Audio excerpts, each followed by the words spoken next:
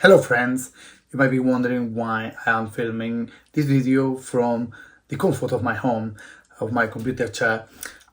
It is because I'm on holidays. I'm Arturo Serna. I am a professional musician, freelance musician, or portfolio musician as I like to call it. I've been doing this for more than 15 years. As a freelance musician, I constantly juggle the demands of doing all those professional things, sending emails, but on top of that, being a father, taking care of the house, the cars, and so on and so forth. Ultimately, I am just a human being trying to enjoy the ride through this life. I created this section to shine a little light on the joys and sorrows of being a freelance or portfolio musician, as I like to call it. In this video, I'll be talking about 10 essential attributes you will need to develop to become a successful freelance musician. Let's dive in. Musical excellence. To stand out in this competitive field, which is pretty much a buyer's market, unless you are a big name, of course, a freelance musician needs to be consistently excellent performer. This includes technical mastery of your instrument or voice, also sight reading skills if you are an orchestra or chamber musician, and also a deep understanding of musical styles, articulations, period traditions, and also the ability to adapt quickly to different musical contexts. Example are orchestral, chamber, solo, studio sessions, musical theater, and so on. For a composer or arranger, you will need to be swift, adaptable, and have a river of musical ideas. An obvious tip is regular practice, lessons, professional development to keep your skills nice, sharp, and up to date. Number 2 is time management. As a freelancer, you are your own manager, assistant, scheduler, PA, cleaner, everything. We do everything. So keeping track of gig dates, rehearsals, teaching, and deadlines is essential. We freelance musicians must juggle multiple projects, potentially across different genres, locations, and institutions. Use calendars, planning apps, spreadsheets, good old diary, to manage your availability and invoicing. A pro tip is being punctual will get you re-invited for future gigs. The third attribute that you will need to develop in order to be a successful musician is communication skills. Clear, respectful communication can make or break a freelance relationship. Be prompt and professional when writing emails, texts, and phone calls. I repeat, be prompt and professional and respectful in emails, text, and phone calls. Follow up gigs and teaching with thank you messages or feedback when appropriate. Also, maintaining clarity when negotiating contracts, fees, teaching terms, and who pays what will keep relationships stable. A pro tip is being easy to work with is just as important as being talented. Number 4, self-motivation and discipline. Without a boss or fixed schedule, motivation must come from within, from yourself. You need to practice, plan projects, and promote yourself consistently. Also, goal setting and regular reflection will help you maintain momentum. Discipline is vital, especially during quiet sessions like the holidays, like just now, or when facing rejection. Here I want to make a little note. For orchestral musicians, it's especially difficult because we have to make many auditions if we want to get a professional job, a fixed job, a salary job in an orchestra. Many auditions, there is not a single guarantee that we will get those jobs. I myself did a few of those auditions in the past, got a few trials, never got the jobs. I don't think I would have lasted long, however. I know my best friend did around 22 auditions, load. Nowadays, that doesn't sound like a lot. At that time, 15, 17 years ago, that was really low. Nowadays, people do many auditions without any hopes, without any guarantee that they're going to land a salaried fixed job. So the competition is fierce. 5, networking and relationship building. The word of mouth is one of the most powerful tools in the music industry. Want to be always very professional. You want people to be able to say good things about you. Keep in touch with past collaborators, students, colleagues, and employers. Always keep positive communication. Attend concerts, workshops, and music festivals to meet peers, colleagues, discover opportunities, and also be seen. Maybe the most important little thing I want to tell you is be generous and collaborative. Supporting others in their journey, not often, not sometimes, always will lead you to land work. Always will get work coming your way. I repeat, be generous and collaborative. Be generous with colleagues, with pupils, with everyone around you. The more you give, the more you will receive. Pro tip is, people recommend people they like and trust. Six. Yes, 6. Online presence. This one I've been trying to get to grips with lately. And simply having an online presence nowadays is becoming more and more essential. A clean professional website or profile with videos, biography, contact info and stuff acts as a digital business card. I would argue that nowadays social media is a bit taking on the role of website. I find myself looking at LinkedIn and Facebook and Instagram, but yeah, to be fair, a good website will definitely be the first thing many employers and people wanting to hire your services will check. Having said that, social media still can showcase massively your work, connect with fans, colleagues and possible pupils, and announce events. Regular content, like for example, performance tips, teaching tips, also behind the scenes. Oh, how exciting behind the scenes. That keeps you in people's minds. There are many orchestras. I heard Opera North, I think, they did like a flash mob thing. Really cool. For some professional musicians or some colleagues, that's stupid, that's not on, but that's the kind of world we live in. Those are the kind of things that sell, that keep you in the audience's minds, and that will bring you work. A pro tip is, think of your online presence as a sort of extension from your artistry.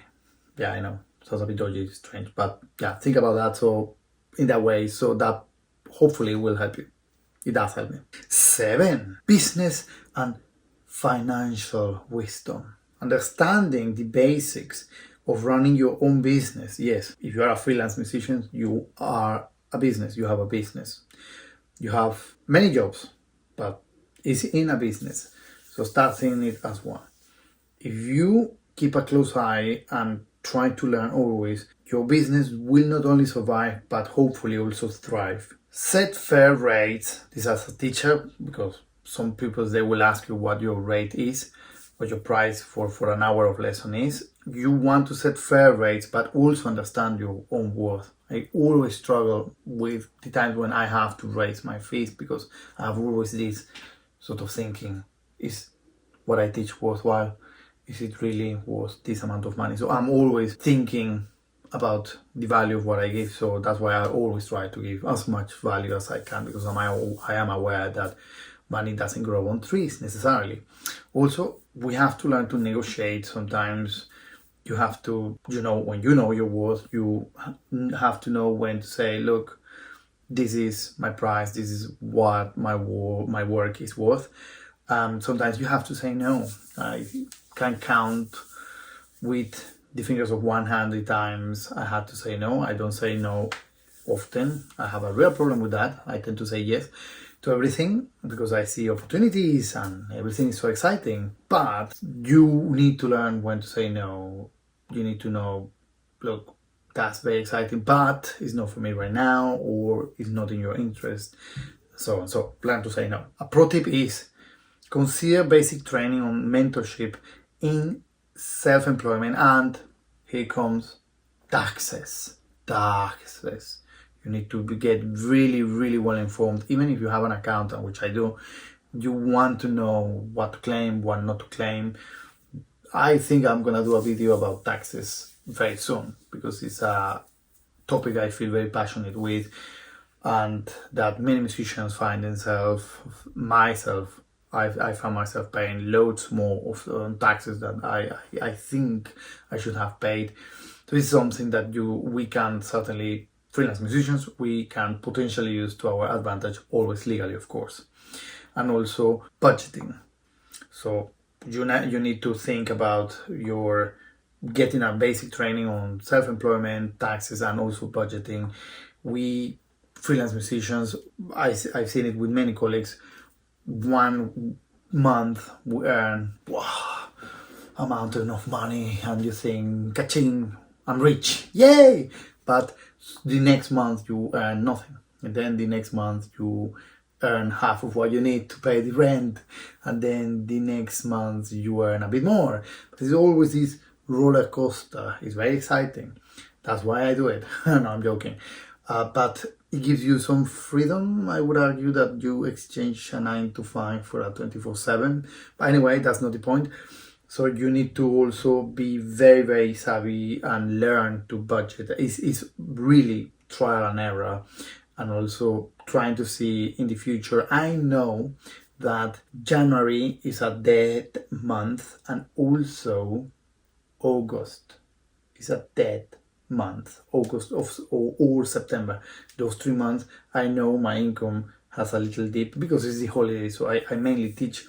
I teach in 5 schools. I left one last term, but that's something you want to think. Okay, I earned this amount of money in this month, so these 3 months, or 1 month, or 2 months, or 4 months, I will have a serious dip in my income. So you need to plan accordingly. And here comes the 8.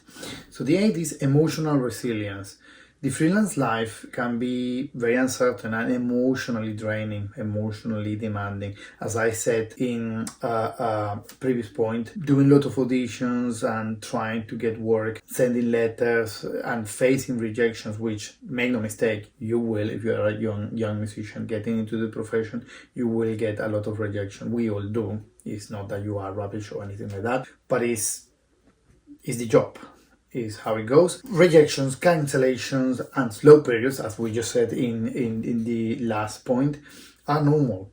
So we need to prepare budget and all that stuff, but also mentally, so we can keep ourselves and our emotions grounded. If you have a family, so the pressures are even compounded. So you really want to think very carefully. There are many options. You can exercise, you can have little hobbies, journaling, therapy. A pro tip is to try to sleep enough, which I have a problem with. That will give you a calm mindset, which will in turn make you more resilient and will help you also stay more focused. Like me in these holidays, they've been great, and they will keep you positive and versatile. And talking of which, versatility. That's number 9. Number 9. 9? Yes, 9. Versatility. Number 9.